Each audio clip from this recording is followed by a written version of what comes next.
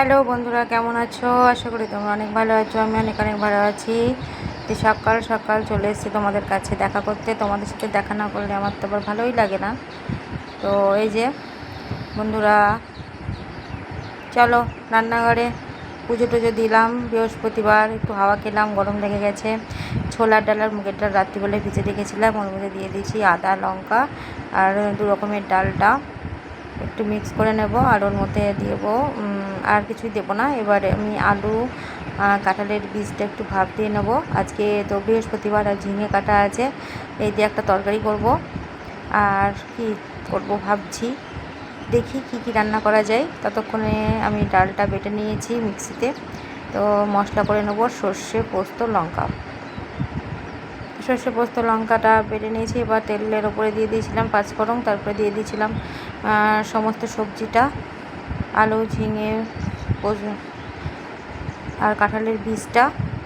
তো দিয়ে ভালো করে ভেজে তারপরে মশলাটা একটু নেড়ে জল দিয়ে সেদ্ধ করে নামিয়ে রেখেছি। আর ওটা দিয়ে একটু ভাজা তো হয়ে গেছে, এর মধ্যে যা কিছু মশলা সব দেওয়াই হয়ে গেছে। আর ডালের বড়াগুলো একটু ভেজে নেব।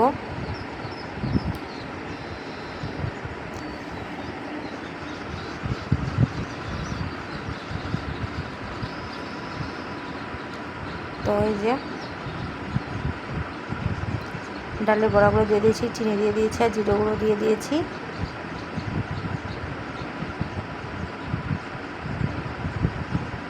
ভালো করে একটু সেদ্ধ হবে। তারপর তরকারিটা হয়ে গেল, একটু থাকলো 10 মিনিট মতো। তারপর ভেজে নিলাম, উচ্ছে ভাজা হবে, উচ্ছেটা ভেজে নিলাম। আজকে বিকালবেলায় এক জায়গায় মহোৎসব আছে, তো যাব। সেখানটার নাম হচ্ছে রাখাল মহোৎসব। তো রাখাল মহোৎসব খেতে যাব বলে আজকে বেশি রান্না করব না, আর ভাজবো কুমড়ো। আমি জানি না কুমড়ো ভাজা খেতে কেমন লাগে। আর শুকনো বড়া করব কটার মধ্যে পোস্ত দিয়ে দিয়েছি আর একটু লবণ দিয়ে দিয়েছি, আর লঙ্কা তোর মধ্যেই দেওয়া আছে। তো এই ডালটা একটু ছোটো ছোটো করে ডালের বড়াটা ভেজে নেব। আর এই যে আমটা কেটে নিলাম, লেবুটা কেটে নিয়েছি। আর এই যে কুমড়ো ভাজা আর উচ্ছে ভাজাটা রেডি হয়ে গেছে। তো তারপরে এই যে শুকনো বড়াটা একটু ভাজবো। তো এই যে আমার কিন্তু পেঁয়াজ না দিলে বড়া খেতে অতটাও ভালো লাগে না।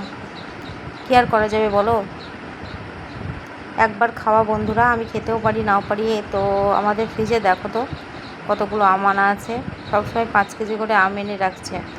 আর দই আছে, শাশুড়ি মাকে দেবো, ওই জন্য টকটা আজকে করিনি। যা আছে আমার শাশুড়ি মায়ের হয়ে যাবে, আবার কিনে আনতে হবে। তো রান্নাবান্না তো হয়ে গেল। তো তারপর একটু কাজ করলাম, তারপরে তোমাদের সাথে একটু দেখা করলাম, লাইভ করলাম। তো তারপর যাব খেতে। আমি তো রাতে খাই না, তবুও মহোৎসব বলে কথা। ওই দেখো মহোৎসব খাওয়া সব শুরু হয়ে গেছে। এই যে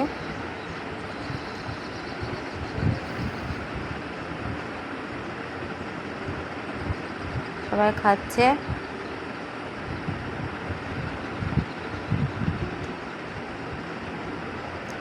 আমি বসে পড়েছিলাম। আর এই যে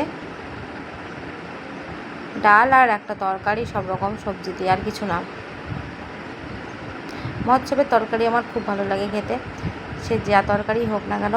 আর সবার মধ্যে খেতে বসার মজাটাই আলাদা। তো খাওয়া দাওয়া তো হয়ে গেল। তো একটা পাতা দেখাচ্ছি তোমাদের, চলো কী পাতা এটা তোমরা সবাই আমাকে কমেন্ট করে জানিও। হ্যাঁ, এত বড় বড় পাতা দেখেছো? কত বড় বড় পাতা, তোমাদের তো তবু বোঝাতে পারছি না। তো সামনেই আসছে দেখো বিয়ের একটা বাজনা আসছে। এই গরমের মধ্যে বিয়ে, বাবা দেখেই তো ভয় লাগছে। যারা নাচবে তাদেরও জ্বালা, আর গরমে খেয়েও সহ্য হয় না, সাজাও সমস্যা। তো সবাই অনেক আনন্দ করছে, কিন্তু এই গরমে খুবই কষ্ট।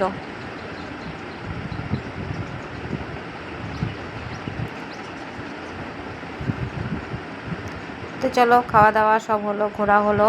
তো সম্পূর্ণ ভিডিওটা কেমন লাগলো অবশ্যই জানিও। ভালো লাগলে লাইক কমেন্ট শেয়ার সাবস্ক্রাইব করো। দেখা হবে তোমাদের সাথে কালকে আবার একটা নতুন ভিডিওতে। ততক্ষণ আমার ভিডিও দেখতে থাকো আর সবাই ভালো থেকো, ঠিক আছে? ততক্ষণ ভালো থেকো, বাই।